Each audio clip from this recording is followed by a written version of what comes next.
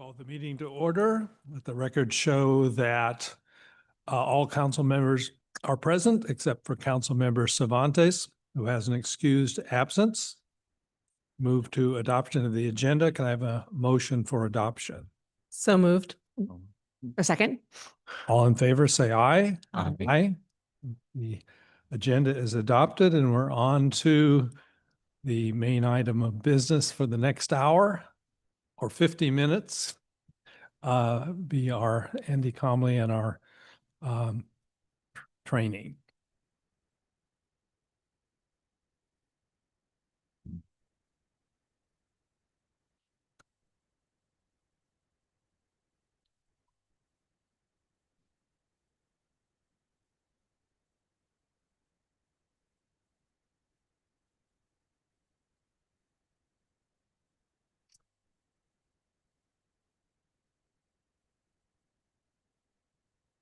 Oh, how's that?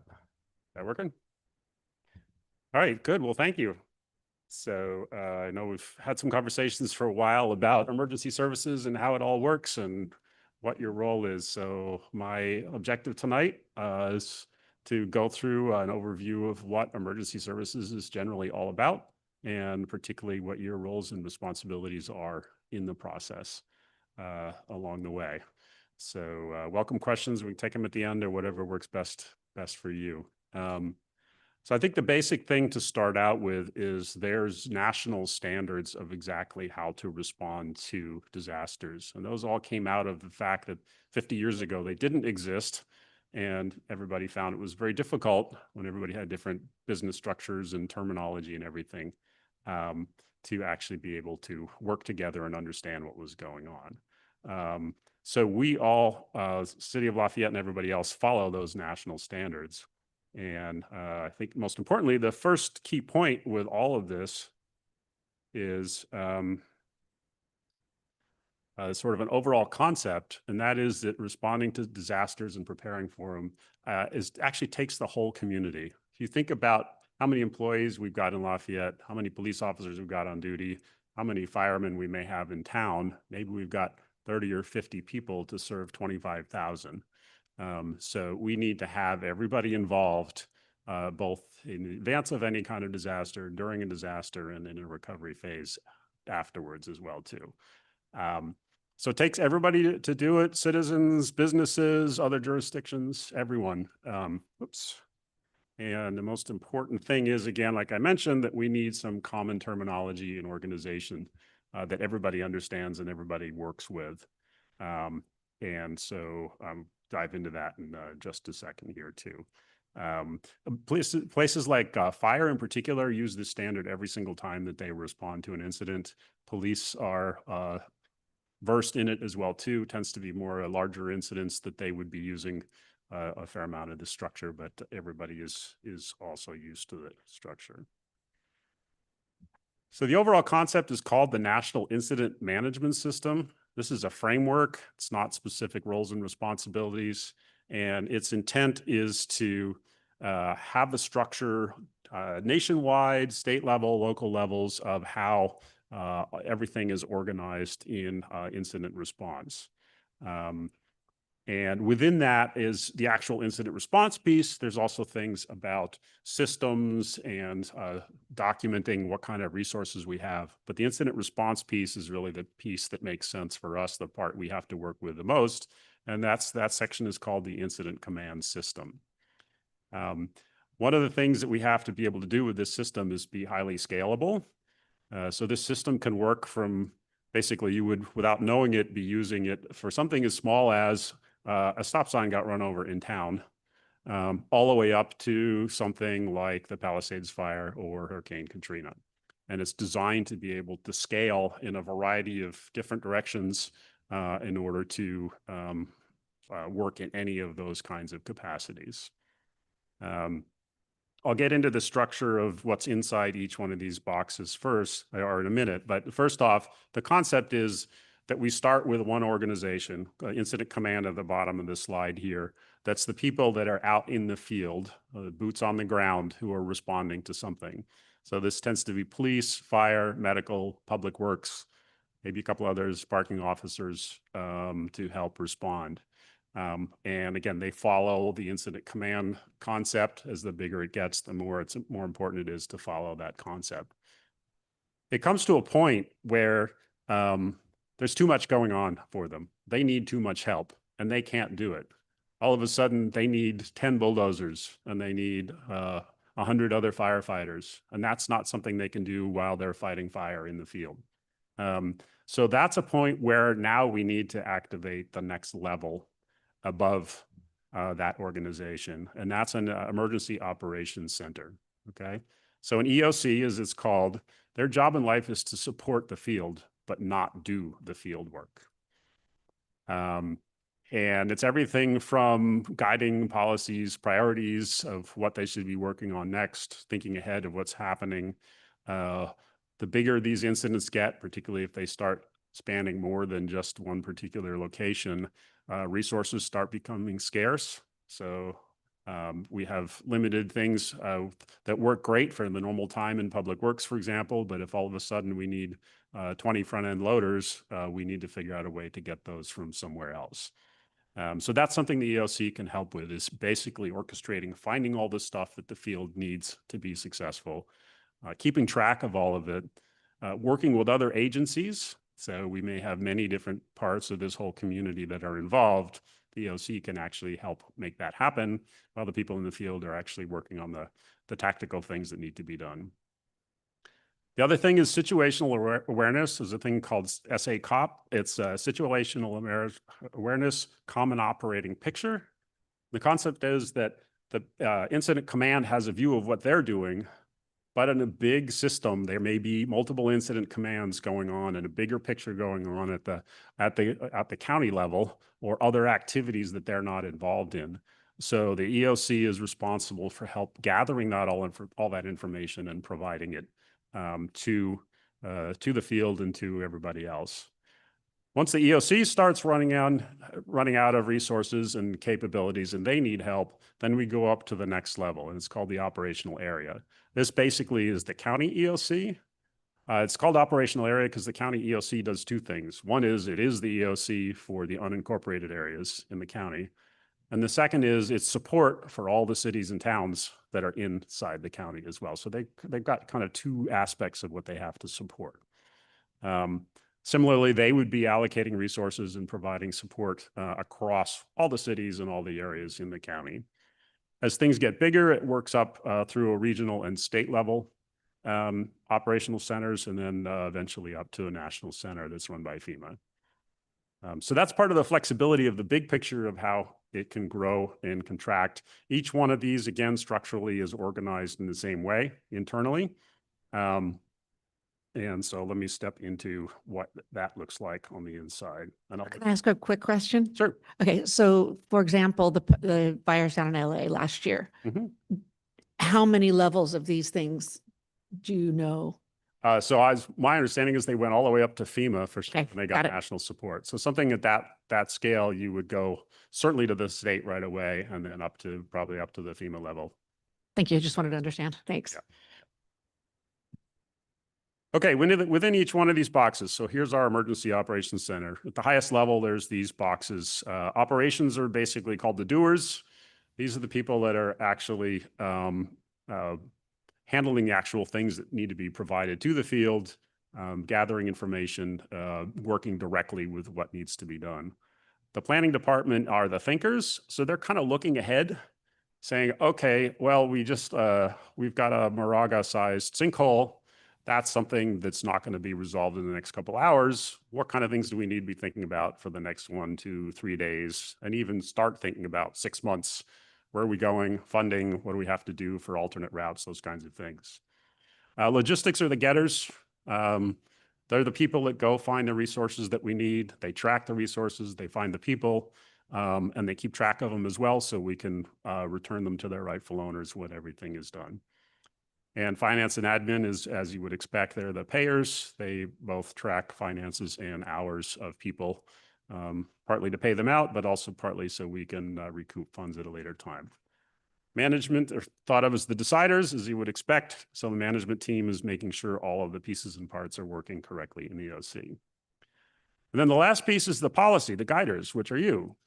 And the concept is you're not part of the EOC, you're not inside there, but you are the one that's helping us be successful, helping set the policies and procedures, both in advance and during a response to any kind of disaster. And I'll get into some more details on that as we go forward as well too. Okay. So what's it really look like within the Lafayette Emergency Operations Center? So think of these as the roles that need to be accomplished. We don't staff every single position with an individual or multiple individuals. Again, all of this organization that I just showed on the prior slide can scale up and down. So in my stop sign example, you only had one person in operations, but in a bigger example, you could have thousands of people there, many people in all the other sections as well, okay? So operations, basically it's law, fire, medical, care and shelter, and then engineering and public works types of activities. Care and shelter is one that we are required to provide in the event of a disaster. If people do not have a place to go, they can't find a hotel or friends or somebody to take care of them. This may be something that's short term, could be a couple hours just to figure out where they're going to go next, but it could be some kind of overnight actions for people as well too. Associated with this is what is called access and functional needs people. These are basically people for one reason or another need some extra help, either moving, getting around, or whatever. That is something that we also need to provide in the event of a disaster. The plan section, again, is the ones that are really kind of thinking ahead of what's going on. So there's advanced planning in the middle, which I described, situational analysis, documentation. They keep track of everything that's going on, both for legal reasons and for basically getting funding back at the end. So they're keeping track of those. They also can bring in technical experts. Typical thing at the county level would be to have the National Weather Service located there. So if the weather is something critical in terms of floods, those kinds of things, they would definitely be there. A GIS expert, they use all sorts of mapping things to keep track of what's going on. And that's what would be done there. Planning is also responsible for damage assessment. So they're not directly responding to the incident itself, but they are doing a head count of what things are broken and a ballpark idea of what we need to do to actually fix them and get going. And lastly, they start thinking about demobilization. And we've got all this stuff spun up. Well, what's it going to take to gracefully shut everything down, which can be hard to do because nobody wants to start pulling people out of the field. So they can think about that. Logistics service branch, this is things like communications, networks, and also personnel. Do we have the right staff, both here in the EOC, as well as personnel that we would need in terms of resources as well. And then support branch, transportation, how are we going to move all these people around? What facilities do we need? Maybe for care and shelter, maybe for just our own use, storing resources, tracking all those resources, getting goods that we need. And also lastly, there tends to be a lot of donations and volunteers that are involved. That's part of the whole community. And there's a series of things we have to do with those to keep track of them, particularly on the volunteers, on making sure we know where they go, that they're safe, and we've got them registered in an appropriate way. Finance, again, is cost and accounting. In the management section, couple of key pieces. Legal is basically, one, are we doing what we're legally allowed to do? And two is, what other legal options do we have to help progress our process forward? PIO, Public Information Officer, is our go-between from here to the community and the public. In a big event, there would be multiple PIOs for each agency and jurisdiction. So they would set up what's called a joint information center. And they'd all share information that they've vetted to make sure is true. So everybody's on the same page and make sure they've got the key messages that they want to get out through the PIO. Safety officer is focused on the EOC level folks and the resources that come through. Incident command in the field is responsible for its own safety. Liaison is basically sort of like the PIO, but it's for all those other agencies and businesses that are working on the response, not the general public. And it's providing them information of what's going on, the common operating picture, and getting information back from them. Lastly is the EOC coordinator. So you can think of the director and the coordinator kind of like a CEO and a president in a company. The CEO tends to be very outward focused. So in this case, you can see the direct reports are legal, PIO for the community, liaison officers for the external areas, could be working with a variety of other external people, making sure that everything is working. The EOC coordinator is kind of inward focused, and you can even draw this org chart with the EOC coordinator between the management team and the 4 areas below, if some people draw it that way. And the concept is they're the ones that set up the EOC. They know where all the pieces and parts are. They can keep it running, and they know enough about these main pieces that are going on that if need be, they could step in to support and take over one of the section chief roles for a bit if the section chief's not available. They also work upward, keeping the EOC director apprised of what's going on and how the EOC is functioning. Okay. Lots of details there. We have about 23 people trained up right now who have been through all of this. If we need to do multiple shifts, you can imagine we could have somewhere between 5 and 10 or 12 people at any given time, depending on the scale of what we're doing in the EOC. So all these areas have to be covered, but there's very few people covering lots of different things. So we've got the rest of the staff has gotten the basics of what it's all about. And we'll keep training everybody as we go forward on that. Okay, so a disaster is not just what you think of, the response aspect. It's the whole life cycle, mitigation, reducing hazards before, preparedness, both for the city as well as citizens and everyone else. Then the response, which you normally think about, and then recovery afterwards, which can be a very long process in a major disaster. So that's the main life cycle. From the city council responsibilities, mitigation and preparedness, basically what you do is help make sure that disaster preparation and mitigation is a priority. And you also provide the resources and authority now so the city and emergency management can do what they need to do that. So thank you. That's already ongoing. All the city and community we appreciate the fact that there's some significant priorities in the work we have to do based on emergency management. In the response and the recovery piece, your job again is to support the EOC director. The director is Narup, our city manager. As the default, again, we would be potentially rotating people through that in a multi-shift operation. But basically help them succeed more on the policies, priorities, authority aspects. So that's the high level view of what it's all about. So now we've done mitigation, we've done preparedness, and something happens and it's time to activate all of this. So the first step we have to do is activate the EOC, and that's a local emergency proclamation process. And according to our municipal code, the mayor can request that of city council. If city council's in session at that point, then the city council can approve it at that moment.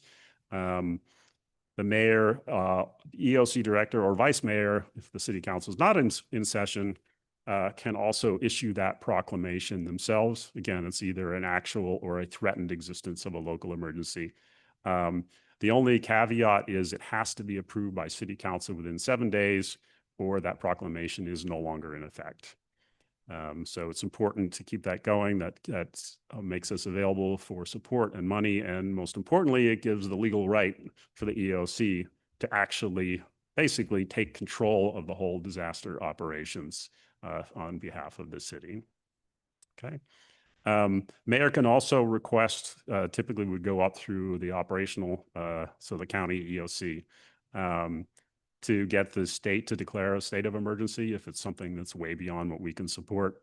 Typical path is we'd go to the county first and see what they can do to help us. If they've got 2 cities that are having problems or multiple things, then they on their own may be going up to the state level already, but that is something we can also do. Okay, so that gets us in a place where we're legally allowed to do the work as the Emergency Operations Center. And the next piece is what happens once we're in the process of managing the disaster. So again, I've mentioned policy lots of times. That is really the main goal for you to support the director. So this could be a wide variety of things: creating municipal codes, waiving municipal codes, creating or waiving fees, allocating finances. If the disaster costs a lot more than what we generally have allocated, then somebody's got to say, yes, it's okay to spend more money. Protective measures. So do we need to close off a certain section of town to keep it secure and keep people safe? Those kinds of things.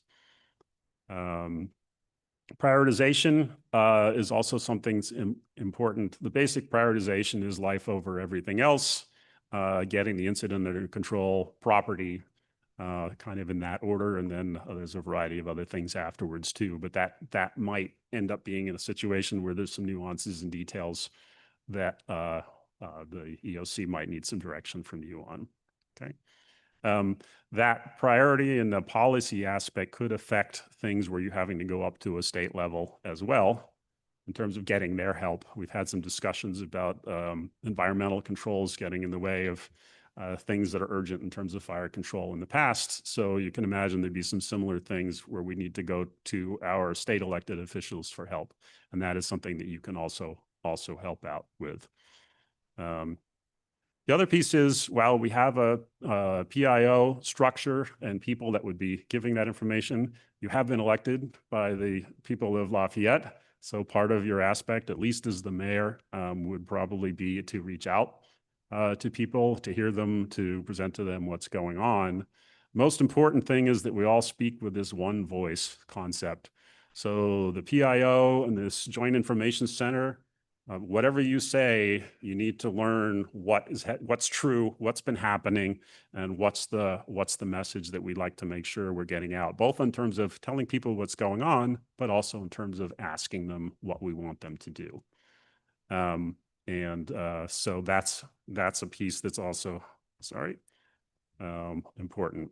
At a more administrative level, so proclamation is good for about 60 days. So you'll have to renew that on a regular basis for some long activity that we're going through. And just like everybody else who's responding to the disaster, we'll need you to track your time and your activities that you're involved in. There's some standardized forms that help with that.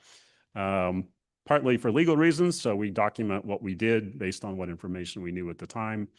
And also for funding reasons, we can't get reimbursement for people's time unless we've tracked it along the way. Okay. So that is during the disaster. Whoops, I went the wrong way. I'm sorry. Once the disaster is over, that basically means the fire's out, the police have, for the most part, gone away, and we're now in a rebuild, get ourselves back to normal life perspective.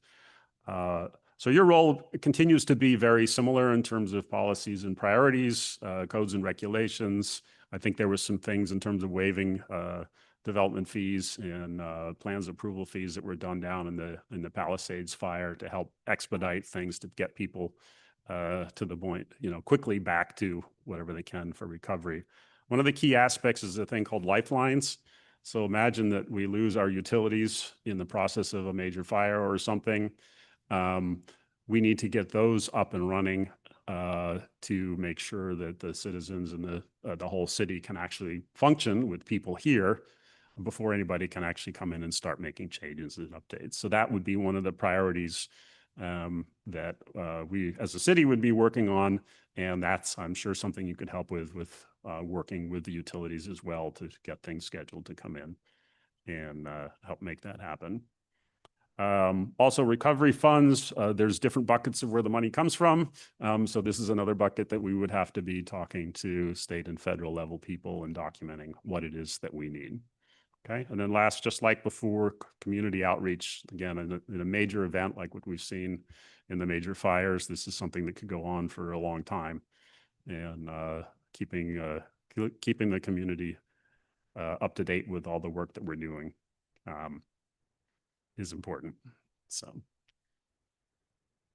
all right, so that is actually pretty much what I had to cover, a highlight. There's plenty more stuff. If you want to find some online courses and things, I'm happy to give you some links to it. They don't cover actually quite as much in the detail of what you do, but they do go much more depth in terms of incident command systems and all the rest. So, questions? Yeah, thank you. Very, very comprehensive. You answered many of my questions as you went through. I just was kind of curious, you had in your stepwise kind of order of the pyramid of control, there's this regional, the kind of below the state, Yes. above a county. Yes. Is that like an ad hoc thing, or there's like It Bay Area is- wide thing, or how does that? It is a state function. The Cal OES, Office of Emergency Services, has broken the state up into 5 or 6 regions, I believe. And there's some level of support that they can do. I think they used to have operating centers. I'm not sure they do anymore, but they definitely, as somebody we work with, can help with, resources and those kinds of things. So, yeah. Right. And then I'm curious, kind of on the finances side, let's assume there's some sort of significant disaster localized here, but we couldn't support, we couldn't manage it because it requires more bulldozers and everything else that you might need. Do we pay for that? Or if you escalate it up to the county or this regional level, do they kind of pay for it? Or do you have to go get funding? I just don't know how that works. Yes. So my understanding is that there is a point where you can start getting relief funding. But my understanding is it used to be on the order of a week or 2, and then it's now more like a couple months worth of funding. But that's a fluid situation at this point, so I don't really know where it's at. But I believe we have to be financially on our own for a bit. Right. And then there's a way to get some funds flowing our way. I guess I was just thinking, like, if the county brings in a bunch of bulldozers, or we get something from the bigger than county things, but we build for that, or they just kind of handle that on their own, or how do We've asked for it, so that's something we would have to pay for. Oh, okay. If the county's doing something on behalf of the county, then Right. that'd be them. But Okay. Things we have to do, we would have to pay for. So, And of course, we're going to come to that later in the agenda when we talk about the reserve amount, but that's primarily why we have a policy for the 60% reserve, because we're going to be on our own for a month. If something happens, if a bridge collapses and we need to have somebody come in. I mean, that was the, what's the street? Dolores, Mountain View, the bridge in Mountain View. We had to cover that until we got reimbursement. So, yeah. Other questions? Yeah, thank you, Andy. This is a great presentation. Just wondering kind of what kind of an emergency meets the threshold for activating the EOC? Is there any kind of defined policy, or is that between city manager and emergency? yeah, services? it's basically when it steps so far out of the norm of what we would do that we need to really start thinking about it differently. When you get up to the county and the state level, then there's dollar numbers associated with what it's going to cost. So I can't give you quite a specific answer on that at this point, but basically if it's some big event that's going to take a lot, my understanding is we activated in 2023 for some of the floods, if I'm correct on that. And there's some past history doing that as well. We have activated the EOC a few times, primarily in the 90s and early 2000s for floods or heavy rains.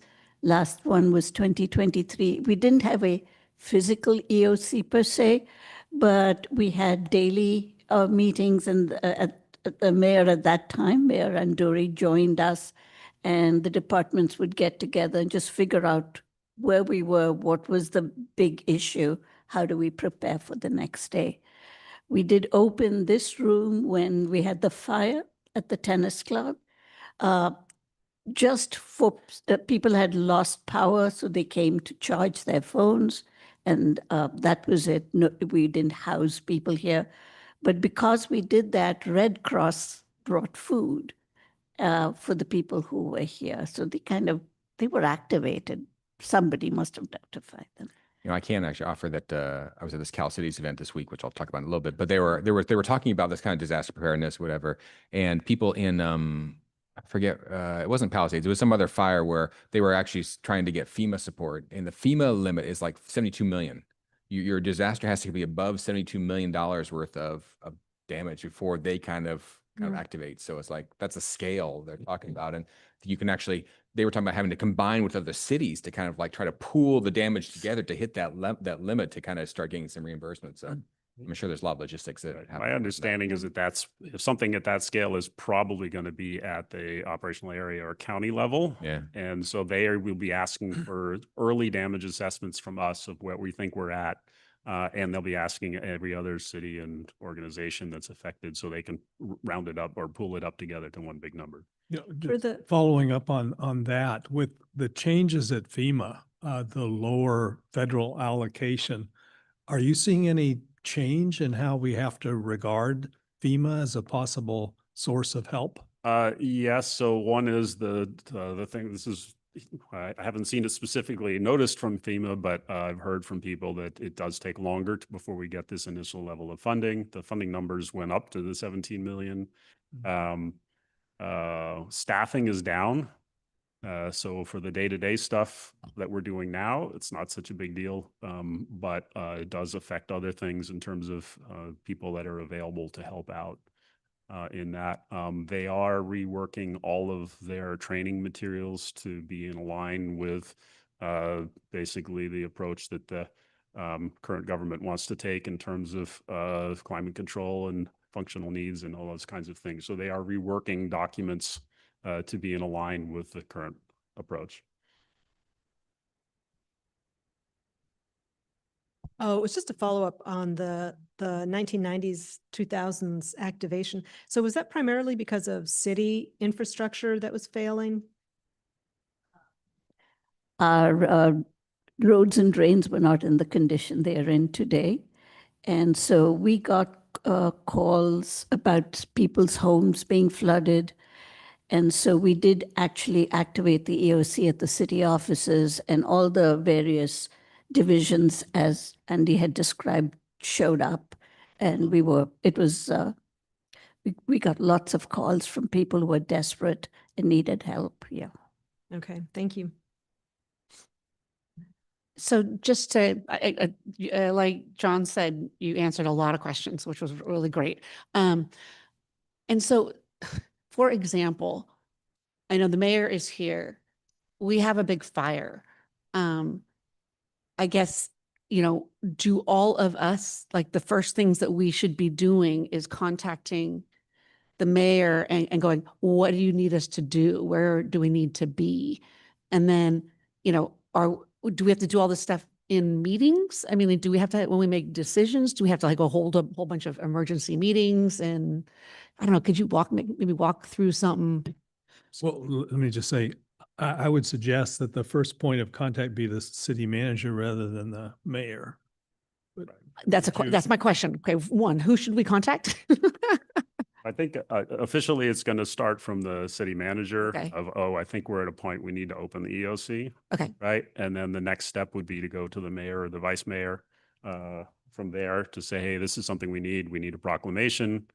Again, if neither of you are available for that, then the city manager, who would now be the EOC director, could make that proclamation. So your job would be, you have to approve that within 7 days. All of the policies and questions that are going to come up will be coming to city council. I assume it'll go through the mayor first, and then you may have to have some form of discussion or meeting around those policies to figure out how to do it. So.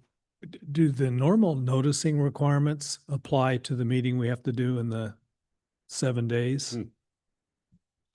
That probably does, but you can hold, if we needed to do an emergency meeting because we had to take some other action that wasn't just confirming the emergency proclamation, we can do that with less time.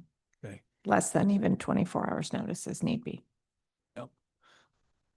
But that was, recall from previous times, there was some expectation about city council members being present, but I didn't hear anything about that in your presentation. Correct. So you need to act as the city council the way you already do.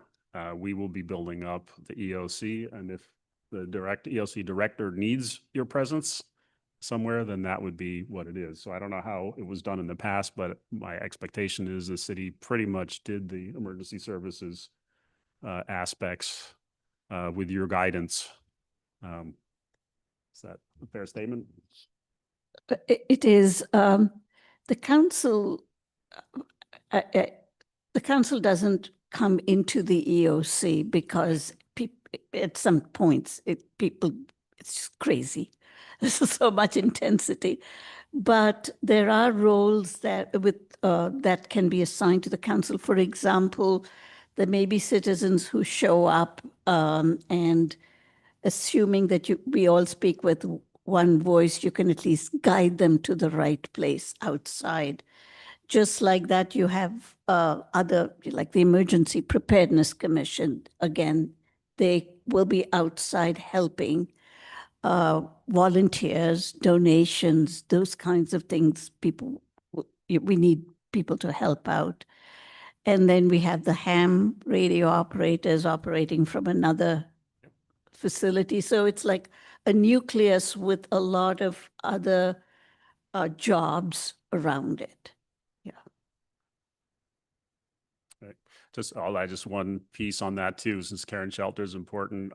We did work with the Red Cross this past year, and we have officially set up the community center to be a shelter that's on their list. They came out and inspected everything. We've got a facilities agreement, and it's the main building as well as a couple of the smaller rooms that we can use with the Red Cross's help, and that they also can call us and say, hey, we have a need for a shelter.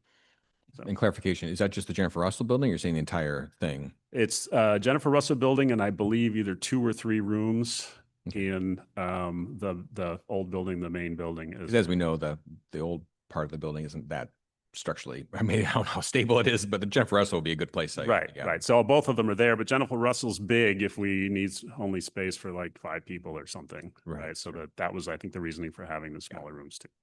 Yeah.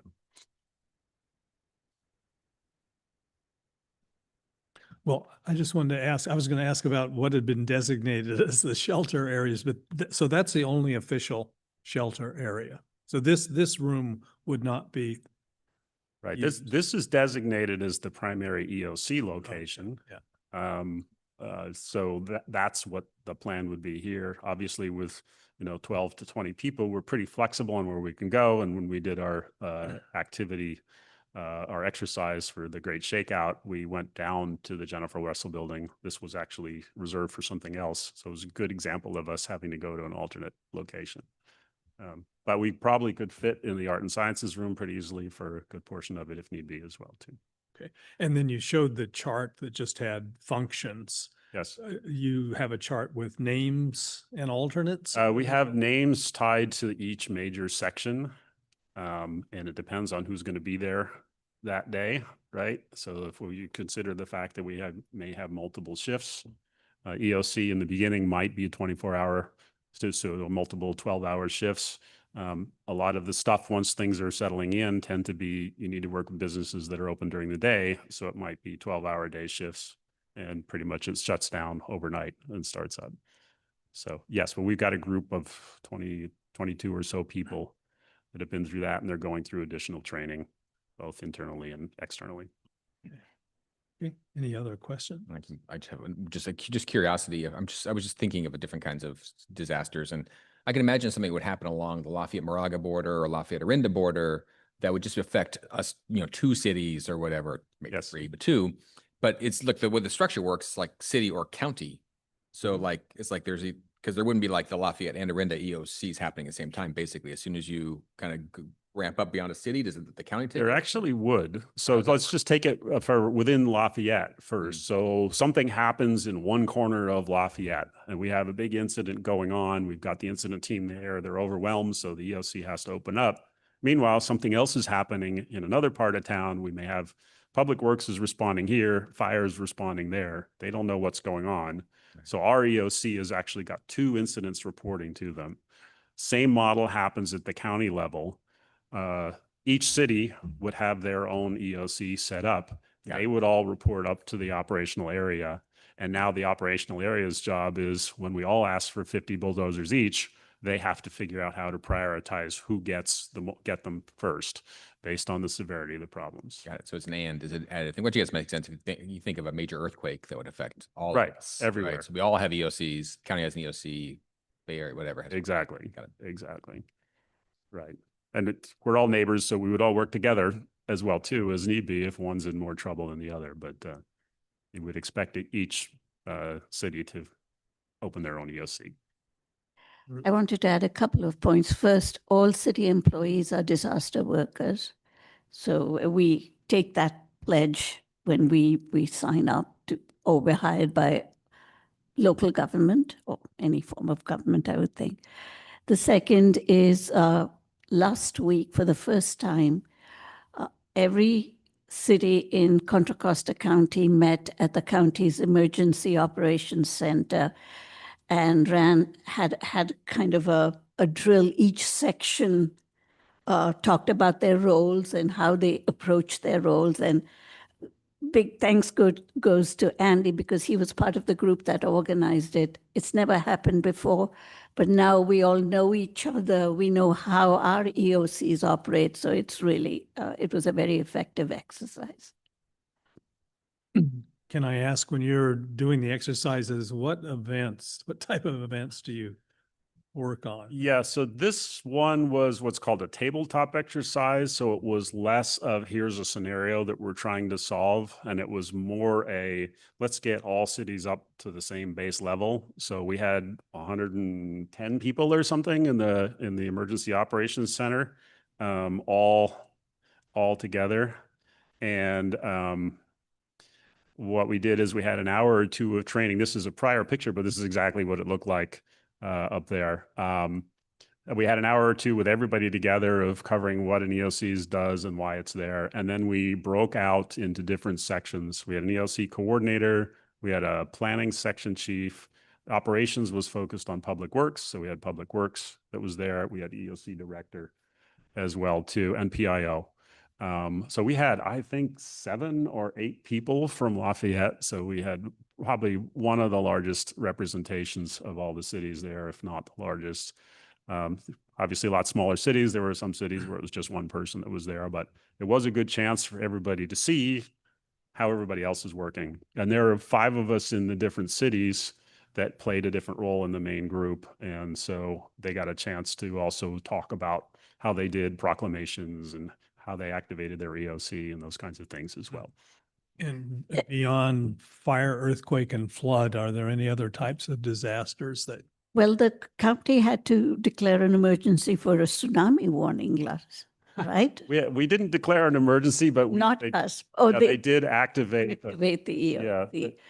But in the past, actually last year, Andy's training to staff was a sinkhole at Pleasant Hill Road and Mount Diablo Boulevard.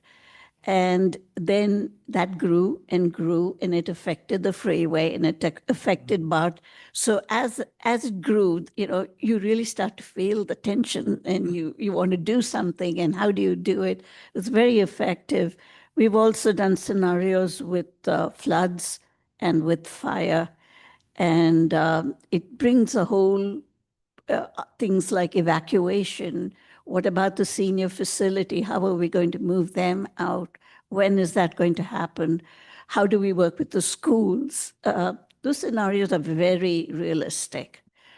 Yeah, well, I have to admit, PBS had a segment 3 weeks ago on the glacier in Antarctica that's melting 10 times faster than other glaciers.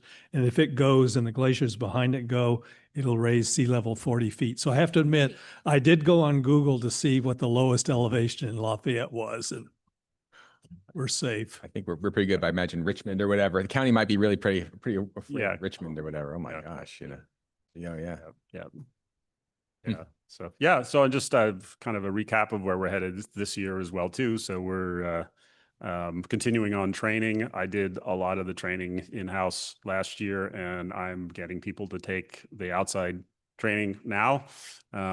So basically spread the workload, get people into the real professionals that do this for a living to train it. And so we've had multiple people up in the Office of Emergency Services at least twice already this year. And we'll be lining people up for other specified training, just for planning or just for logistics as well too. So we'll keep it up.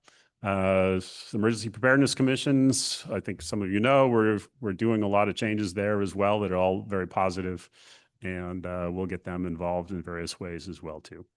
So All right. Well, thank you very much. And I hope you realize how fortunate we feel to have you involved in this. So, Great. Well, thank you. thank you. So, Thank you.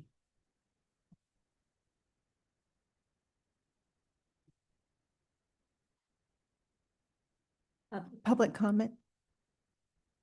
Is there any public comment? Mayor Anduri is taking public comments at this time. Is there anyone that wishes to make a comment? I do have people in our virtual audience, but there are no hands raised and I have no speakers slips for persons in the community hall. Okay, thank you. So the council will take a break until 7 p.m. and we'll resume at that time.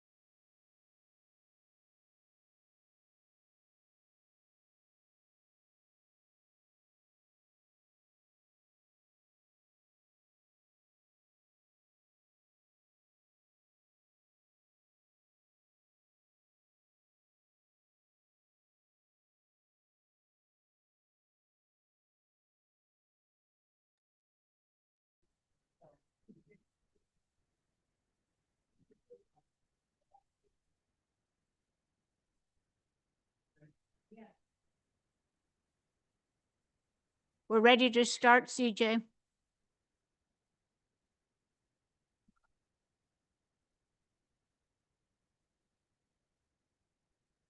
All right, 7 o'clock, we're back in session. Please join in the Pledge of Allegiance. I pledge allegiance to the flag United States of America, and to the republic which stands one nation under God, indivisible, with liberty and justice for all.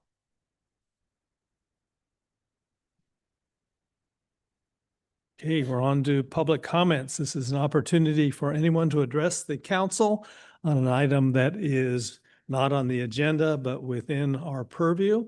And each commenter will have 3 minutes. Well, If you would at least fill out a yellow speaker slip when you're done, so I have the spelling of your name. Thank you. Thank you. My name is Tracy Farrell. I'm with the Park Theater Trust. I'm joined tonight by Kathy Bowles, President of the Park Theater Trust, as well as Jamie Volker and Adam Bergeron of Cinema SF Bay, our future operators of the Park Theater. I'm going to give them the opportunity to say a few words. They're here for the next couple of days to meet various leaders in our community, including the folks from the library, from the city, and also a couple of teachers from the Acalanes Union High School District who teach film and film production will be meeting with us. And then just get to know the Lafayette community a little bit better. I guess what I'm really excited to announce is that we received our building permit today. And I'm sorry to be emotional, but it's a pretty big deal. And I have to thank Narup and Greg Wolf and the planning department in particular for their incredible support in this process. Planning can be a challenge. The building department is meticulous in their efforts to support Contra Costa County. And we're kind of a different breed of what they've worked with, and everyone's been fantastic. So anyway, with that, I'd like to give the microphone over to Adam and Jamie and just let you know you can start looking for some real progress. We will plan to be opening as quickly as we can. So thank you. Thank you, Tracy. I'm Adam Bergeron, and this is Jamie Holker. I'm Jamie Holker.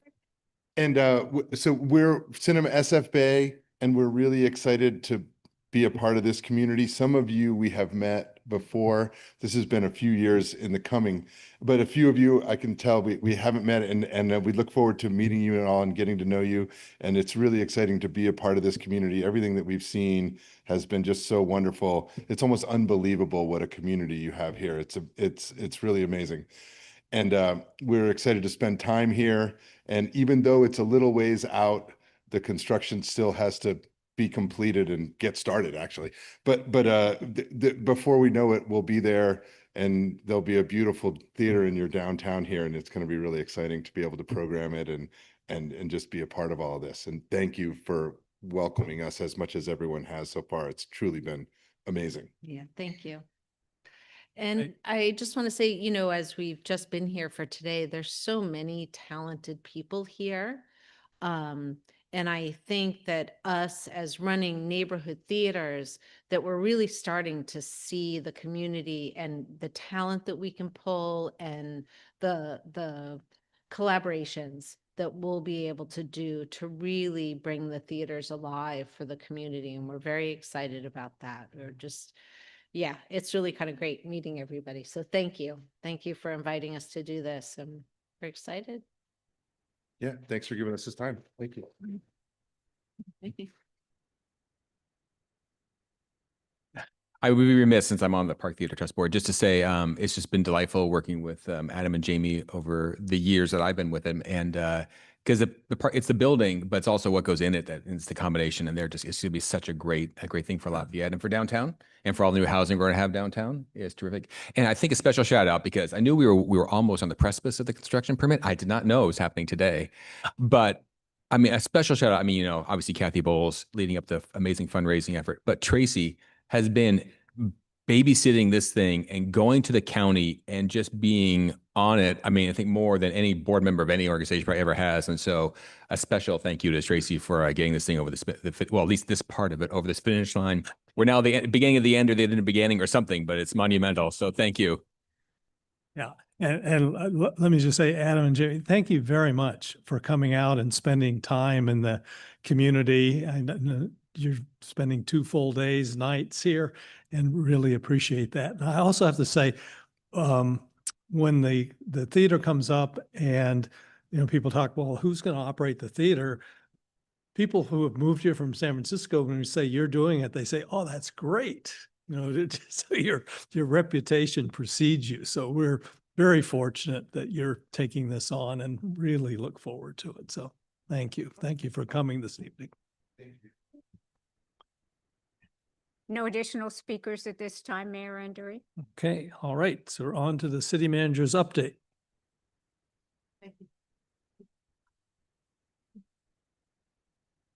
Thank you, Mayor. We just came from the unveiling of the first mural. This is a request from the Public Art Committee, who is seeking a highly visible downtown wall. If anyone who's listening is interested in offering their wall in the downtown for the next beautiful piece of art, you can go to the Public Art Committee's webpage for more information. From Parks, Trails, and Recreation, the Youth Commission Tri-City Dance was a huge success. 275 middle school students enjoyed dancing and fun at the sold-out event. The Lafayette Senior Services Commission is in the very early stages of developing an event that will pair nonprofits with residents of all ages who want to volunteer for those organizations. And if you're interested, you can check out the city's webpage, or you can email seniors@lovelafayette.org. And through a cooperative and collaborative process, staff has issued the tentative Springfield allocations for the Lafayette Community Park and Buckeye Fields. And we want to take a moment to thank Little League, LMYA, and their many volunteers for working together to maximize access for all Lafayette families. From admin, today the city issued an RFP for a comprehensive fee study and a cost allocation plan. This is fees for services like processing fees.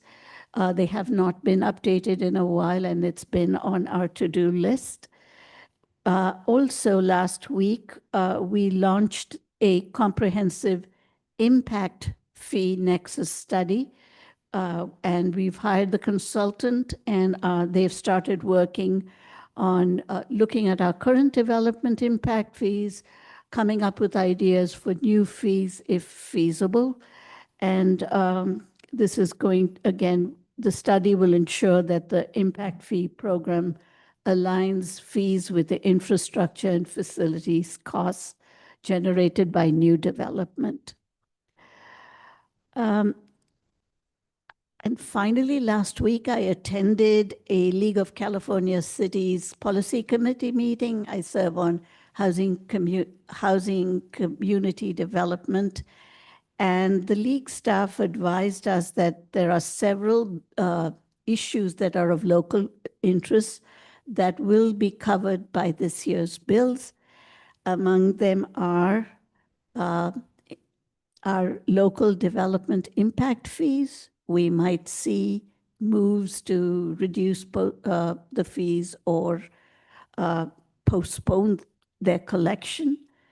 An SB 79 cleanup bill, a housing bond, renter protections, and also bills to measures to reduce the costs of housing construction throughout the state.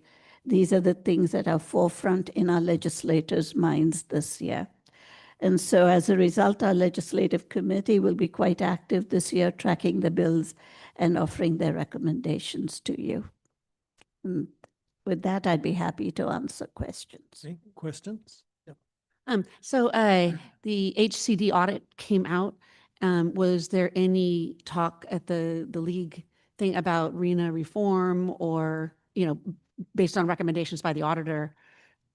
There was not, there was just an update from the ledge staff. The League of California Cities has done an analysis of the audit, and I will share that link with all of you. We also had a presentation, this was very surprising to me. The cities of Arcata and Eureka up in Humboldt have started their 7th cycle RENA work. They have been allocated housing units, which caught many of us by surprise because we thought they started in Southern California and worked their way up north. They did indicate that their RENA allocations had gone up quite a bit. In one case, it had doubled, despite the fact that the DOF's projections are that there would be a population reduction in those areas. So more to come on that front. What is their cycle? Seventh. No, but what are the dates of their 7th cycle? I am following up. It was just a surprise that they had started work on the 7th cycle already, meaning they had been given their numbers. But are they moving out of the usual cycle? 'Cause they had an. I need to follow up and get more I information. did do, because I talked to Narupa, because I was at the environmental quality one, and we followed up a little bit afterwards. So I did do a little bit of research on it afterwards. And yeah, apparently they're, according to my research, whatever it is, they're, instead of doing these kind of right now, before, as we thought about it, was very much like you do the cycle and then you kind of study and do the cycle. They're going to more of a continuous kind of mode. So you really don't, you never take your foot off the gas kind of thing. And so, yeah, basically, you're right. Before they did south to north, now they're starting it early and they're starting with some of the rural counties and kind of like because the smaller rural counties, which will kind of let them kind of get some of the bugs out of the system. And then they'll keep going. So it's like, no, this is the next cycle. They've just started early. No, so it's mid-cycle, they started with their next cycle. They're just, this is when HD has given them they have they give it to the county, which I think then has to figure out how to do the allocation. But yes, it's the next cycle. It has started already. Okay, well, it would be great to learn more about that because Yeah. I Oh, haven't no, thought this shocking. through, but actually it might not be bad to have a short cycle and go into another cycle. No, not if you, well, we'll talk later. Anyway. Okay, any public comment? No public comments at this time, Mayor Endry. Okay. All right, we're on to the consent calendar. Would anyone like to remove any item from the consent calendar? Would any member of the public like to remove an item? No request to remove consent calendar items. Okay, I have a motion for approval of the consent calendar. So moved. I could second. All in favor? Aye. It's unanimous, 4-0.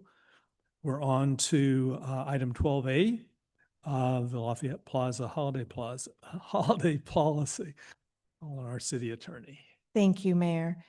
Back in 2015, you first adopted a winter holiday display policy. It allowed for winter displays in the month of December to occur in the plaza for that month. We have recently been receiving requests for displays to be year-round or in months other than December. So what we have brought for your consideration is an update to the policy. It would be a year-round policy, and it would allow for cultural displays of no more than 20 days, a period. There would be an application process. We would allow for no more than 2 displays in the plaza at any time. Similar to the current policy, we would have our department heads review displays to the extent there's any concerns related to safety or any conflicts or incompatibility with the existing use of the plaza. And again, this would promote additional displays and cultural diversity within the city for your consideration. The council can adopt this policy, which if you did, would again allow displays in the plaza year-round. You can alternatively choose to not adopt the policy, the existing winter display policy would then continue, which would then only allow displays in the month of December. Alternatively, you could rescind the winter display policy, which would then not allow displays at any time in the plaza. Happy to answer any questions.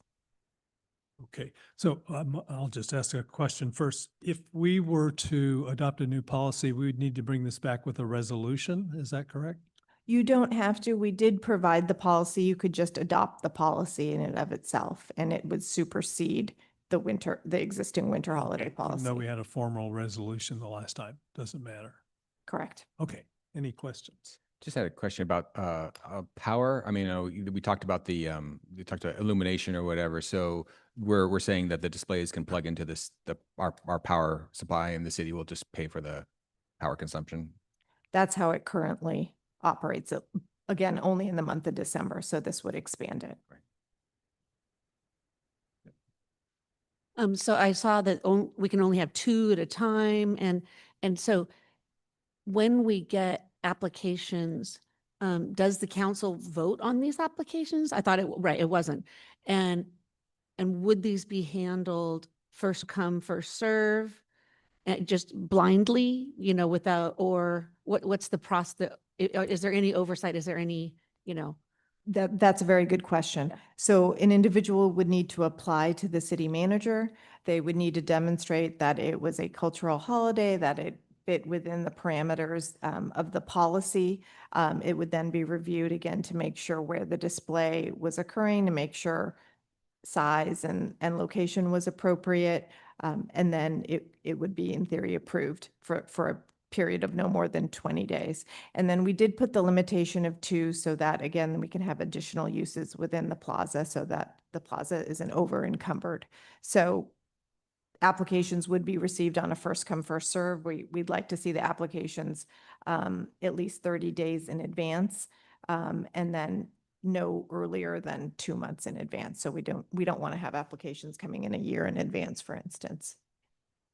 Right. Actually, just a quick follow-up then, because I was just thinking we've approved the menorah lighting has come in as a request to the council that we've approved in prior years, but that is going away, right? A letter to the council is not going to do anything. It has to go through the city manager, and we don't really see it. Or You would not see it, correct? It would just be an application to the city manager that the city manager would handle. Obviously, if you did move forward with this updated policy and you wanted to reconsider it at any time, we could bring that back and you can reconsider it, which is another reason to have a limited period of 2 months, no earlier than 2 months in advance applications submitted, so that if at some point you felt the policy wasn't serving the city's best interest, you could decide to rescind it or modify it in any way. Okay, any other questions? Okay, is there any public comment? Mayor Anduri, I have one hand raised in my virtual audience. Rob.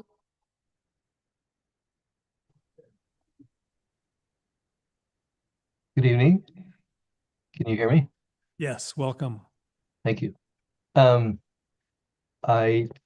Mala answered maybe some of the part of my question, but I was curious. It seems like this popped up out of nowhere, and I guess it was just because of some request to have activities year round.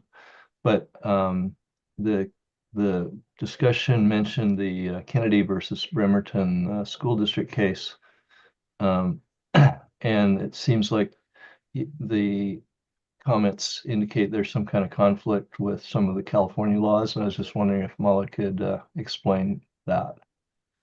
So that's all I have. Thank you. Okay, thank you. Is there any other public comment? No additional public comments. Okay, City Attorney Superman, can you address the question? Sure, Mayor Anduri. In terms, there is not a conflict per se with state law. I think what we've tried to do is adopt a policy that does its best to comply with both U.S. constitutional law and state constitutional law. So we would be looking at these displays to ensure that they weren't necessarily overtly religious. And so there would be some review of displays to make sure we did not run afoul of either the state constitution or federal constitution.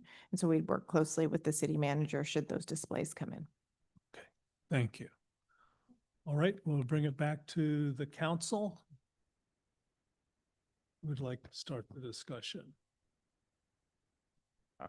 Okay, so I guess I've actually been thinking about this quite a bit over the last week since it's come up, because yeah, I am just concerned generally, I think of certainly religious kind of iconography or symbols being in our our public secular spaces, and maybe it'd be easier if we didn't have anything. That being said, because we've had the Christmas tree and menorah up for many years, and I think the request is certainly fair for kind of representation for other communities, I think it makes sense. And I will say I appreciate the way that the staff report and that is written, that we can just kind of rescind it or update it as needed. So I look forward to kind of seeing how it goes this year, and if assuming we approve it, and making adjustments as needed. Sure, I with the same opinion as John on this one, is that this seemed like a sensible approach to the kind of requests that we're getting, and the timelines that you put around it, and it is, no earlier and no later, all these things, and complying with state law, complying with a true cultural, kind of thing that is being represented, provides a framework that I think we can work with, that might work, and it expands on our current policy, which I agree. I think it's a good thing. I think that would be a good thing for our city. Yeah, I think the draft policy makes sense to include other cultural religious holidays. I do have one thought, which is there's a Exhibit A continued list of basically specifications on the existing policy. And I think that it would be good to retain some of them, particular items 2, 3, and 4, which define the areas in the plaza where the displays can be placed. So that's to not allow them on the lawn, on the plaza way, roadway, or parking spaces, or on the sidewalk fronting Mount Diablo. I think the question, I guess, is how the trellises or wood pergolas, as they were described, would be handled. Certainly the walkways can't be obstructed, but I guess the question is, could the structures be used? Yeah, I guess when I read it, I was thinking, we know where they are now. Kind of like, there's kind of like, you have this kind of one area that's got a little bit of a platform where you can put displays that's not the trellises. I guess I was thinking that's where there'd be. I guess your question is, do we need to does a policy need to have a more specificity there? Well, if it's not an object, say. Yeah, well, sorry. this is set up under displays that's within the determination of the city manager. And so I guess the question is whether the council feels that there should be a more specific determination. I was happy with the paragraph that talked about the city manager is authorized to determine what portions of the plaza will be made available for display. I know, it works for me. And willing to Yeah. leave that. And if the city manager then develops a sheet that could take part of this that has that can be handed out, I'd leave that to the city manager. Yeah, that would be fine. Mhm. And I just wanted to add that when I looked at item number 4, yes, 4, I look at it as not having anything that would block a pedestrian's path Yep. under the trellis, but not necessarily prohibit something hanging from the pergola. Yeah. Okay. Okay, any other, Councilman Witherspoon, anything else? Oh, no, nothing else. Okay, all right. Well, I agree with my fellow council members. I think this is very well done. It's a very good framework for trying this and seeing what happens. I think it's a move towards providing a wider variety of cultural displays for the community. I think that's a good thing. So I'm definitely open to trying it. So we have Make a motion to adopt the updated Lafayette Plaza holiday party policy as documented in staff report. I second. okay, all in favor? Aye. It's unanimous, 4-0.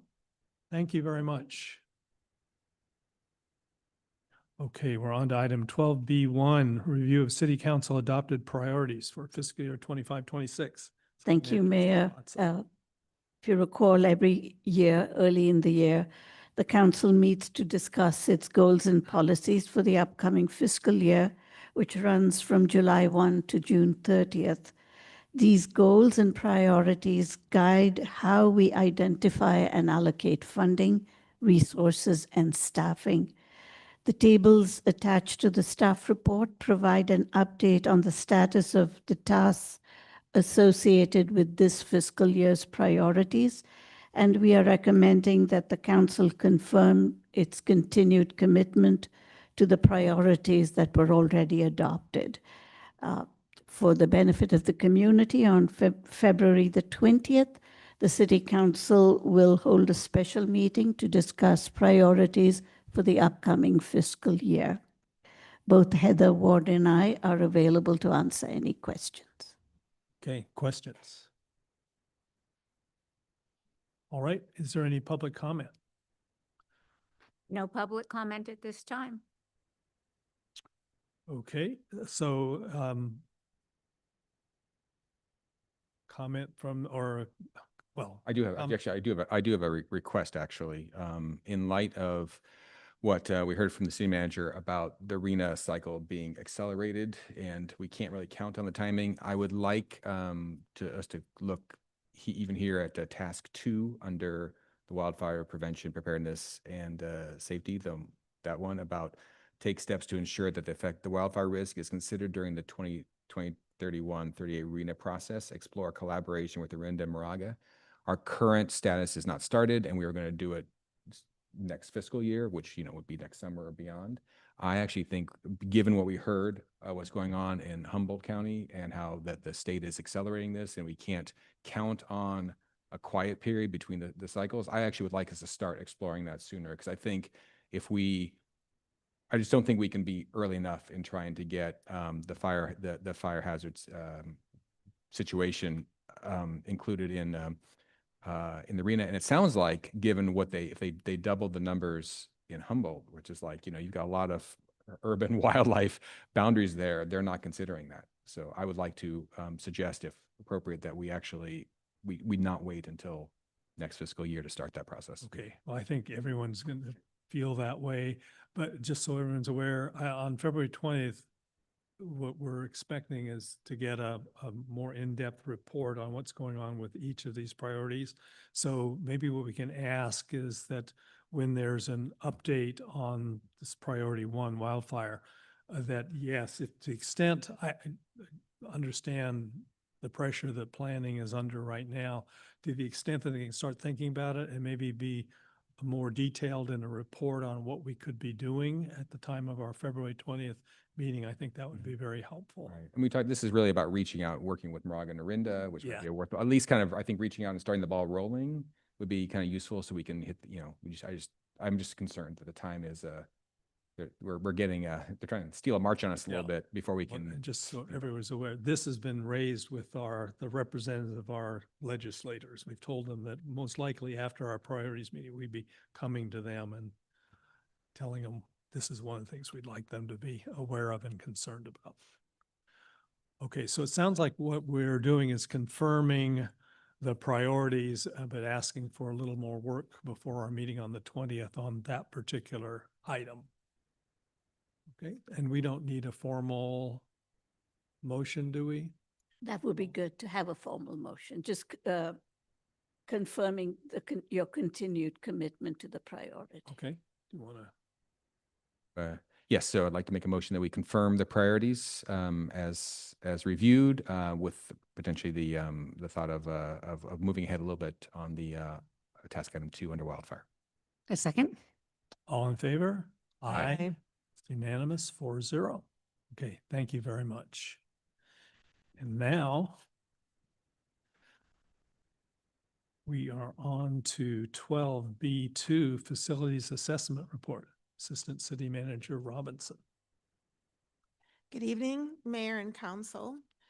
So this item is about how the city plans, funds, and manages long-term capital maintenance.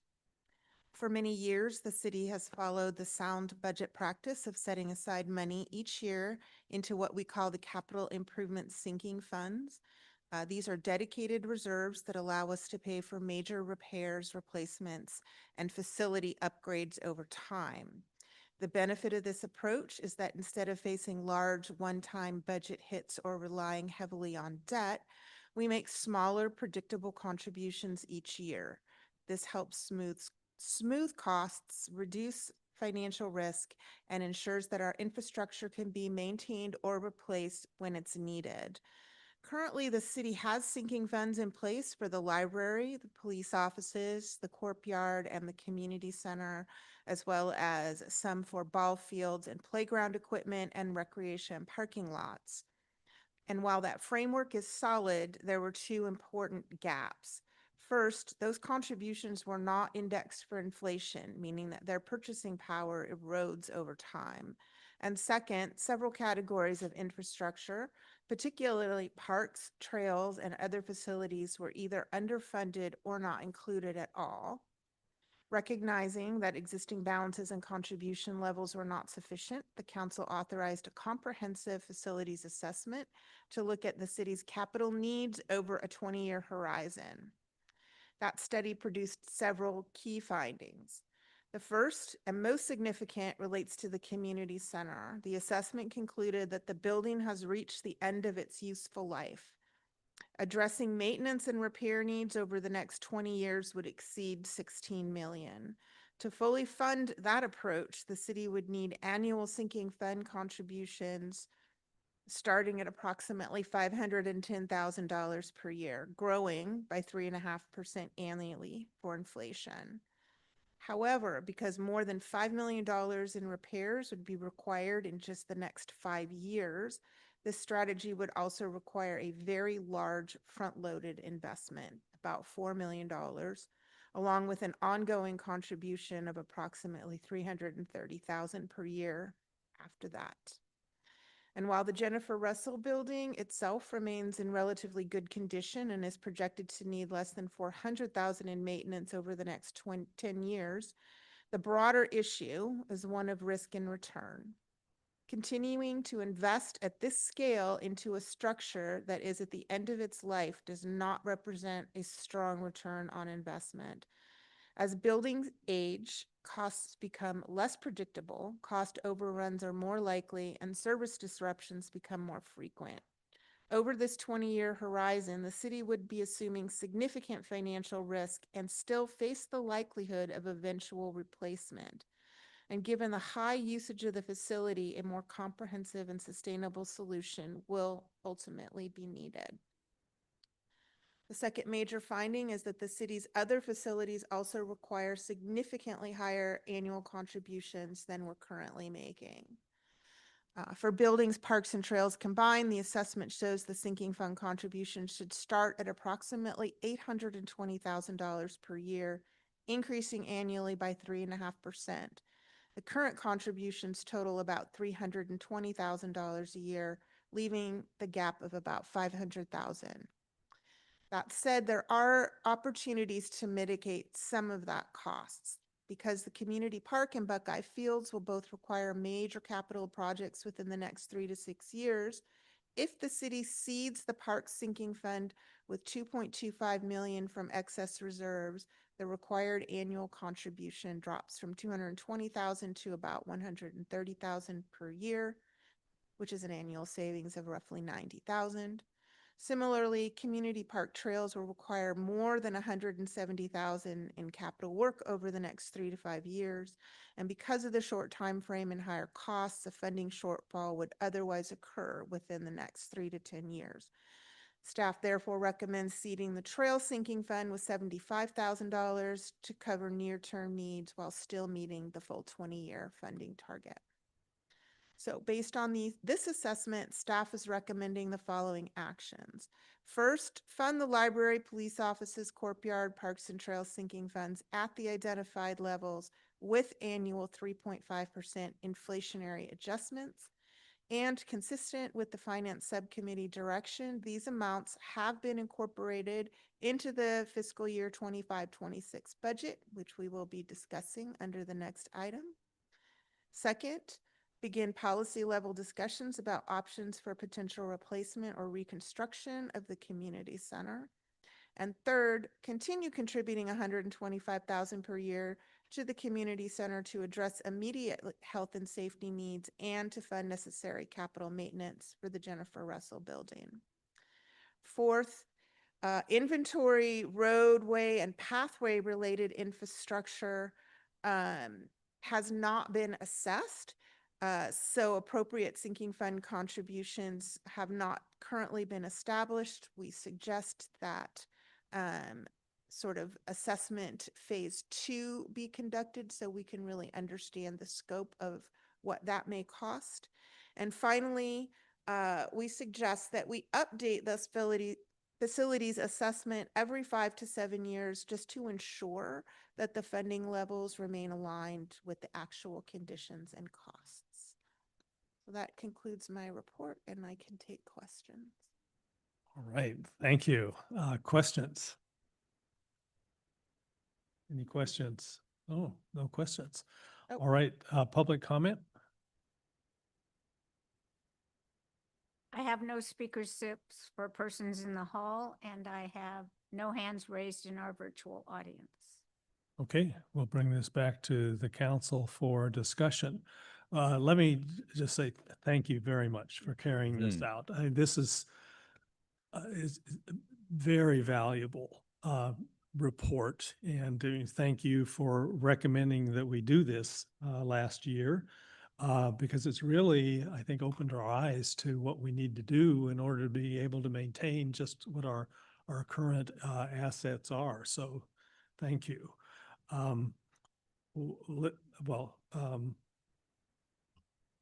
I've got the staff recommendations in a different order. Did you read them in a different order than in the written report? Okay, because so what I'm going to suggest.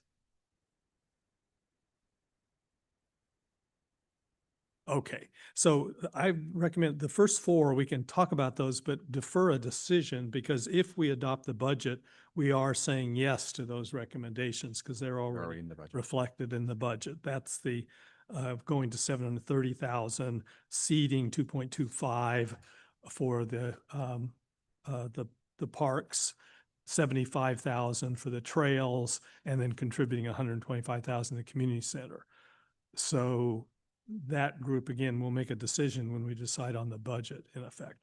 And then there's 3 more we should discuss, separately and give direction.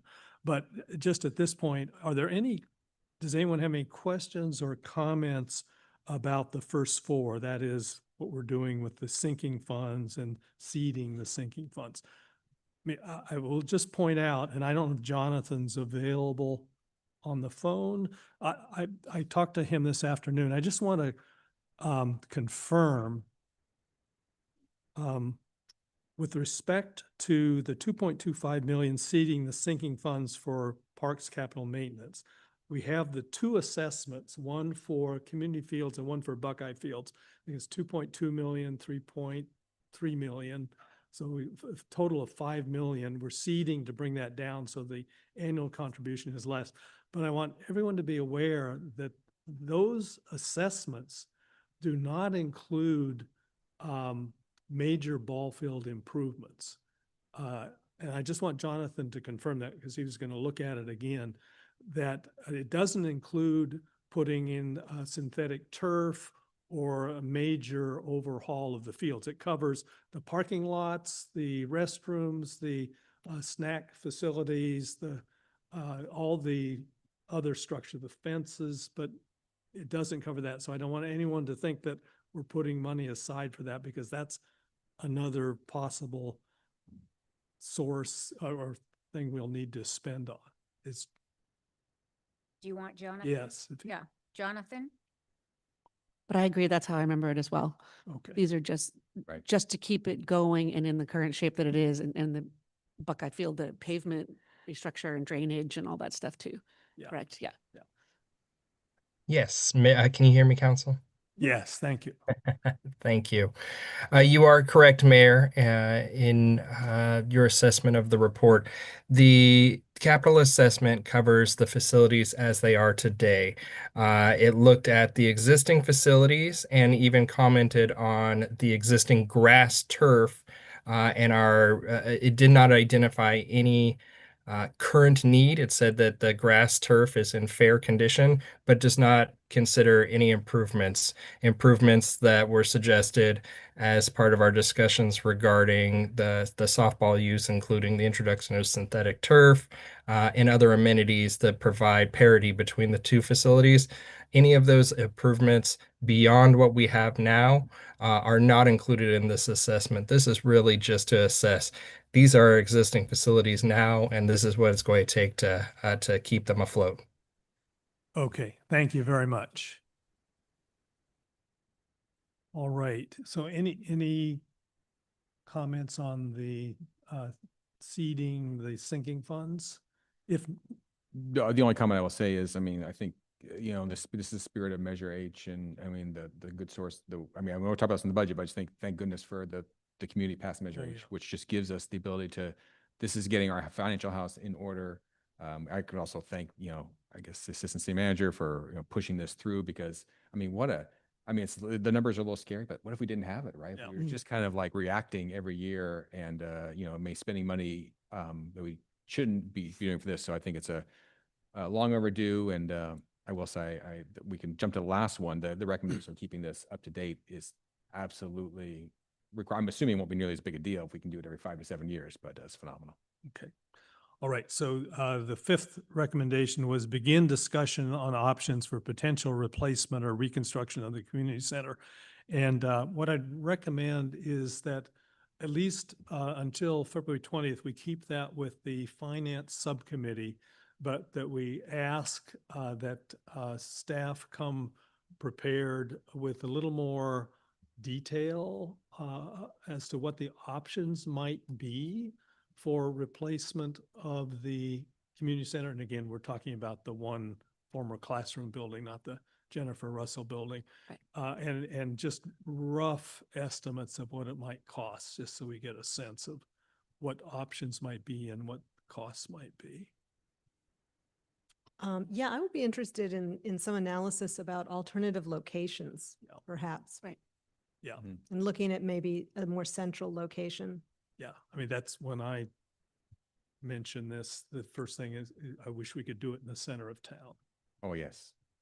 And I think there's also, I'd be kind of curious also, and this might be hard to do, but by allocating this 125, which I mean, sounds like a lot, but I know we're maintaining the facilities there. I mean, we're basically saying the current building is not our long-term solution and we'll have an end of life. I mean, what clock are we running here? Like, I mean, how long just putting in $125,000 a year can we expect that building to last? I don't know if that might not be a difficult, but it would just be nice to at least know what kind of time frame. Because we are basically saying we are really only doing the most dire, basic updates to that. So I'd be curious if we can get some sort of idea on that. And how long we can reasonably expect to do that.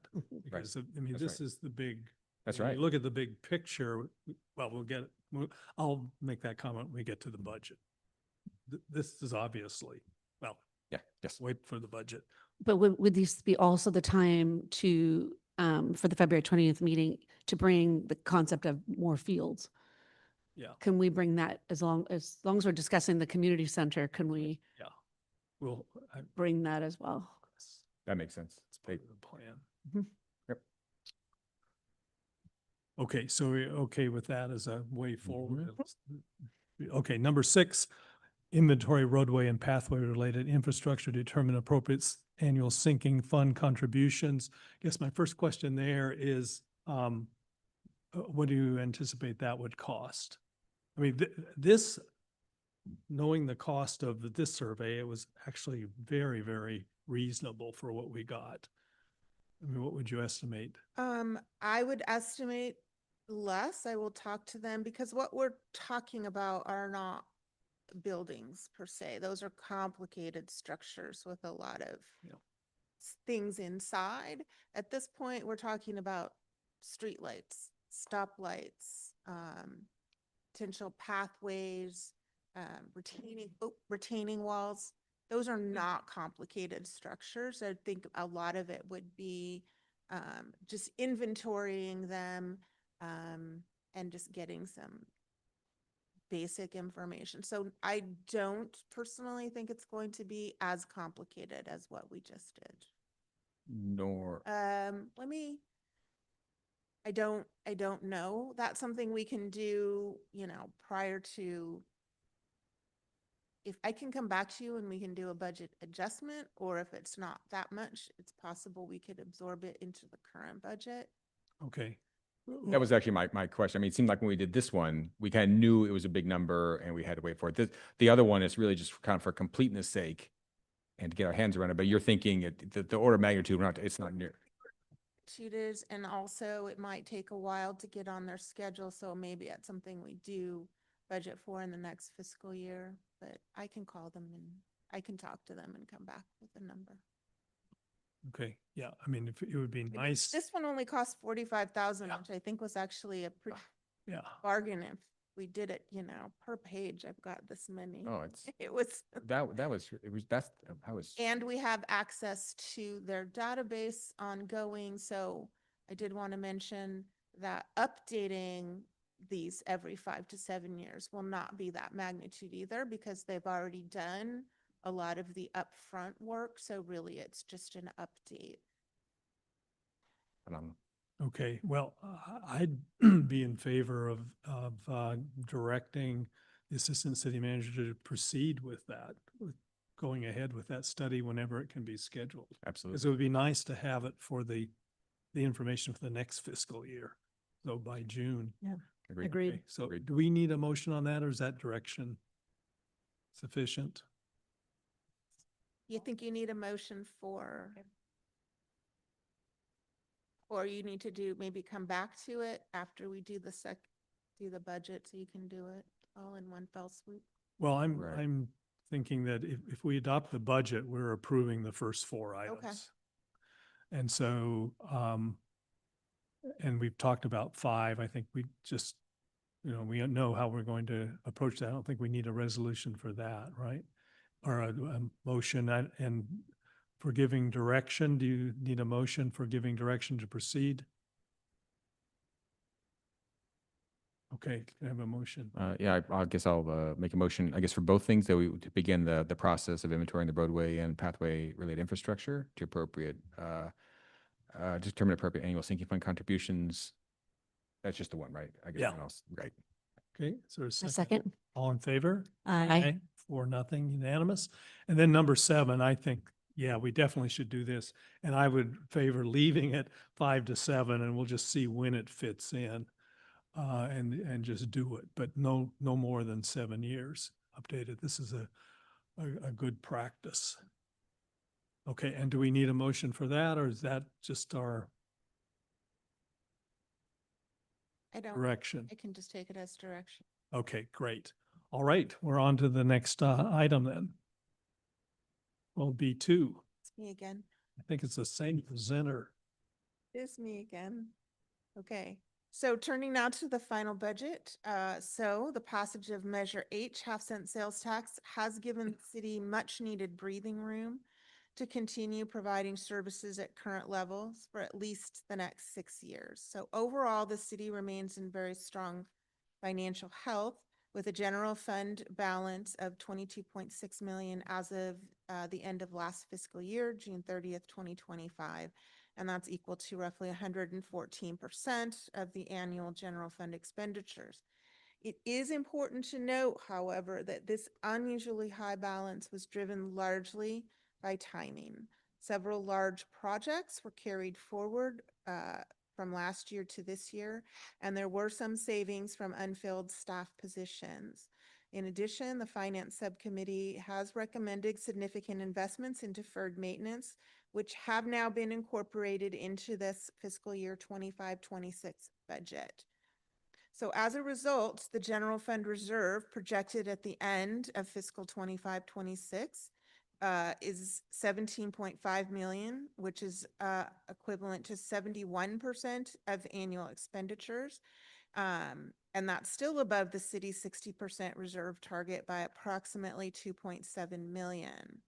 However, looking ahead, the 5-year forecast shows the city can maintain its 60% reserve target through fiscal year 29-30.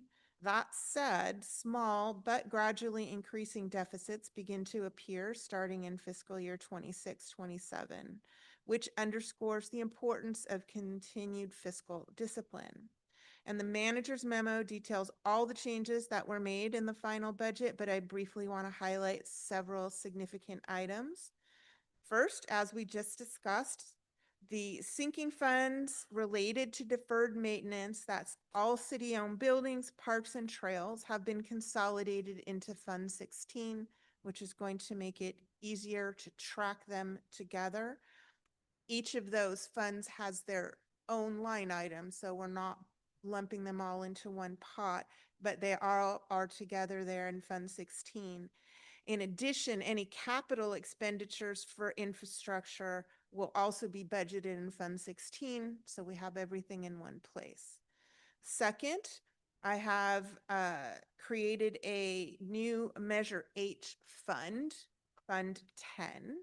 And to be clear, this fund still remains part of the general fund from an accounting perspective, but it allows Measure H revenues, expenditures, and transfers to be tracked explicitly. And any unspent balance will continue to count towards the general fund reserve. So this change improves, I believe, the transparency and accountability for Measure H funds. Third, in addition to the regular Measure H transfers for roads, stormwater, core area, insurance, and police services, 1.25 million was transferred to Public Facilities Fund 16 as part of the 2.25 million in seed funding for deferred maintenance, and that is consistent with the Finance Subcommittee recommendations. Fourth, 1.425 million was transferred from the general fund reserves to Fund 16 as part of that 2.25 seed funding. And that is inclusive of 427.5 thousand for half the annual sinking fund contribution. The other half comes from Measure H funds and the $75,000 for the Trails Maintenance Seed Fund. And finally, while the city's currently in a strong financial position, this surplus reflects temporary conditions and is a deliberate fiscal restraint.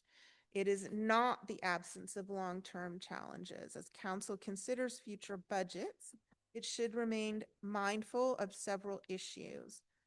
Many of the factors that contributed to the city's prior structural deficit will continue beyond the expiration of Measure H in 6 years, and those include funding gaps for core area maintenance and, oh God, so sorry, stormwater pollution, rising insurance costs, the increasing expense of maintaining roads at their current PCI, and as we just talked about, the ongoing costs for deferred maintenance.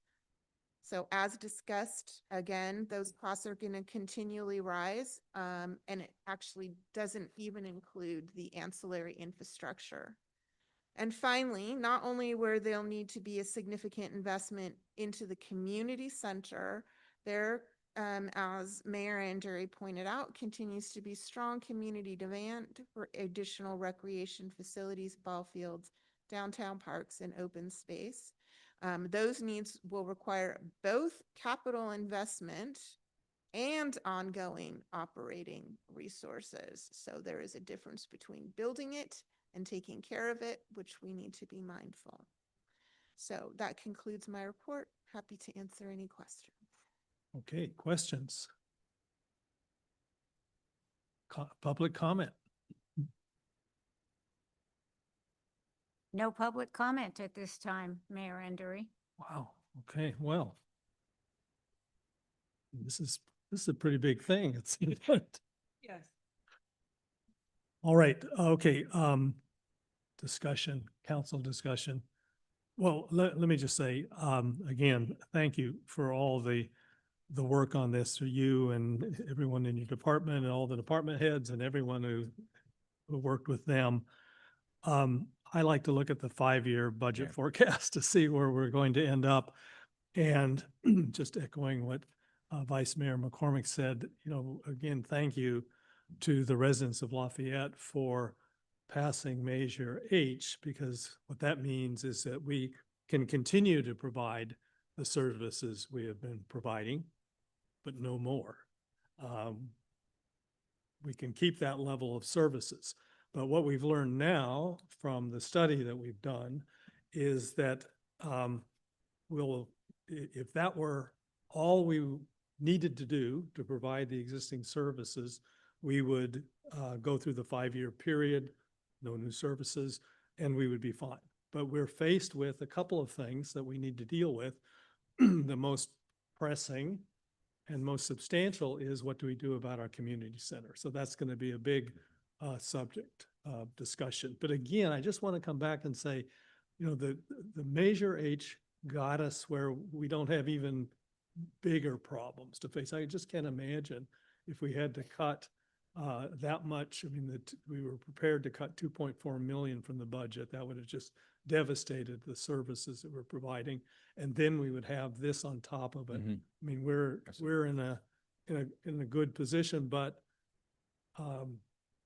there are things we need to deal with. So that's one we need to deal with. Second, we know that there's a big demand for recreational facilities, which includes the community center, but it's mainly playing fields, pickleball courts, and the like. And we know that the capital assessments did not cover possible improvements to existing fields that might extend their lifetime, and more importantly, the season and the amount of time they can be used. And it doesn't cover the possibility of additional fields. And we know that even if we were to improve our existing fields, we would still be under provided compared to our neighboring communities. And I'm hoping this is a minor one, it doesn't include the ancillary infrastructure that we'll be inventorying, but I'm hoping that's not going to be a big number. But we still have these things. And then beyond that, we still have to think about, are we going to be wanting to budget for increased wildfire mitigation or other measures? So all these things are coming up, and we're going to need to consider them. But I look forward to updating the budget, passing this, but we've got a lot of work ahead to figure out how we're going to provide the recreational facilities that our community wants. So any further comment before we approve the budget? I would say I think you did I think that summarized nicely. I think it is a privilege to be able to worry about the things we're worrying about, which is thinking about the future and how we make life better for our residents versus trying to keep the things that we have going. So this is the kind of problem. This is the kind of challenges that it's great. It's great to be able to look at. So no, I think it's great. And I agree. I look at the 5-year budget, and you look at what other cities are struggling with and what they're doing, but not to mention the unfunded liabilities that a lot of other cities have with PERS and all that kind of stuff. I mean, it's just, we are just in such great shape. And thank you very much to the whole staff for keeping us on the straight and narrow. And I appreciate the warning and the guidance that you gave us about, making sure we don't get too crazy with the budget. And we'll take that seriously. Yeah, I just thank you for keeping us in line, keeping us in track in our pledge to our community of how we spend our money, and really taking care of our city moving forward as they expect us to. So thank you guys. Yeah, echoing all of that, thank you very much for this comprehensive budget analysis and the plans for some of the facilities assessment needs. And thank you to the voters, to 65% who brought us over the finish line. We appreciate your faith in the city. Thank you. For approval of resolution 2026-06, adopting the final budget and work plan for fiscal year 25-26. I move we adopt a resolution 2026-06, adopting the final budget and work plan for fiscal year 25-26. A second? All in favor? Aye. It's unanimous, 4-0. Thank you very much for all your work on this. Okay, we're on to council commission reports, 15A. Now, I'd like to break this down into two segments. First, items for future agendas. If anyone has anything, I'll just say we have received, the council has received a communication from the Chamber of Commerce asking us to look into food trucks, and we've received communication from Maria Gasolamundi asking us to look into food trucks. So I suggest we put that on the agenda for the next meeting. Any other agenda items? It might be an agenda item. I just want to report out on the e-bike thing and we can figure out. Oh, why don't you go ahead? Yeah, so we'll say earlier this, you probably might have got the announcement also, but I did attend, there were California League of Cities put out the roundtable for e-bike safety that happened last week. And I attended that, and it was attended by 225 attendees, and these were council members, police chiefs, some city managers from throughout California. And just because, and there's a couple of themes. I won't go into, it was an hour long, but it was very, very dense. But I just want to, my key takeaways is that we currently are doing all the right things, right? Our schools are really stepping up and, putting in the education. Everybody agrees education throughout the state, the schools are really stepping up. Some jurisdictions have really empowered police to confiscate e-bikes. If they're like the first sign of trouble, they confiscate the e-bikes. And the police were saying that is effective to a point. They find that the riders are out riding somebody else's e-bike the next day, or the parents could pick up the e-bike from the courtyard and the kids are out riding along. Plus, there's this kind of the notion of the police chasing after these bicyclists isn't great, but it is somewhat effective. But overall, there's a lot of frustration that for the cities that there's really that the technology, the kids are tech savvy. These bikes are being sold that you can easily through an app override how they're sold.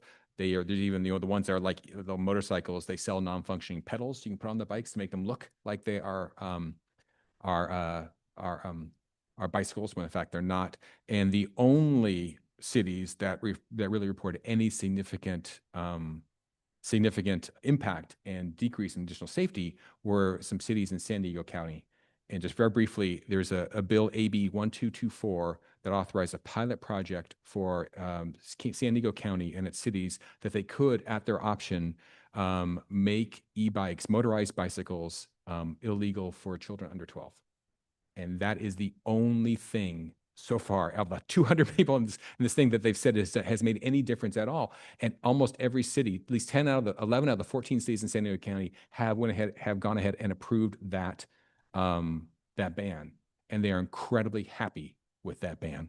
And they're thrilled what's going on because it just takes a lot of the guesswork, a lot of police having to identify if it's a class 1, class 2, class 3 bike and how fast are they going and whatever. Basically, if you are under 12, you ride a bicycle, and it is they just love it. Now, I am interested in that particular approach. Now, what happened was the state did this as a pilot project, San Diego County only, and the work they did as a 5-year pilot project from 2024 to 2029, and then they're supposed to report back and see how things are going. My concern is that a lot of kids are going to die between now and 2029 while we figure out this makes a whole lot of sense. And so the mayor and I had a conversation just with Sharice, our RBK's representative, and just kind of asking her to look at maybe this thing if it's working well, maybe we should accelerate it earlier than 2029 and see if another county can do it. Anyway, I just want to bring that up. E-bike, the takeaways were every single city in this state is struggling with this thing, and it's clear that it really should not be dealt with at a city by city level because it's just a lot of redundant work. And it's inconsistent, and people are confused when there's different laws everywhere. So I just wanted it was a meaningful conversation, but it really opened my eyes to how it's a big problem.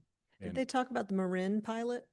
separate bill. They did. The mayor of Marin actually or Mill Valley presented what Marin is doing, which is it's a restriction, but it's not as drastic as the one in San Diego. Yeah, I County. can't remember what it is. I think Remember maybe either. He shared, he senior- did at the end, and he shared. They also have a county-wide project. So counties apparently can sign up to be incubators for these kind of more restrictions than we're allowed to put in right now. So it might be something for us, maybe the legislative committee can think about talking to our representatives a little more formally to figure out something else we could do. 'Cause I think it's great. I wonder about the age 12, because I mean, the police have a hard time differentiating the different classes, but then how do you Well, I differentiate a think 12-year-old from a I know 13-year-old? that's a whole that's a hard thing. I mean, I think it's never. I mean, it's kind of like elementary school and middle school.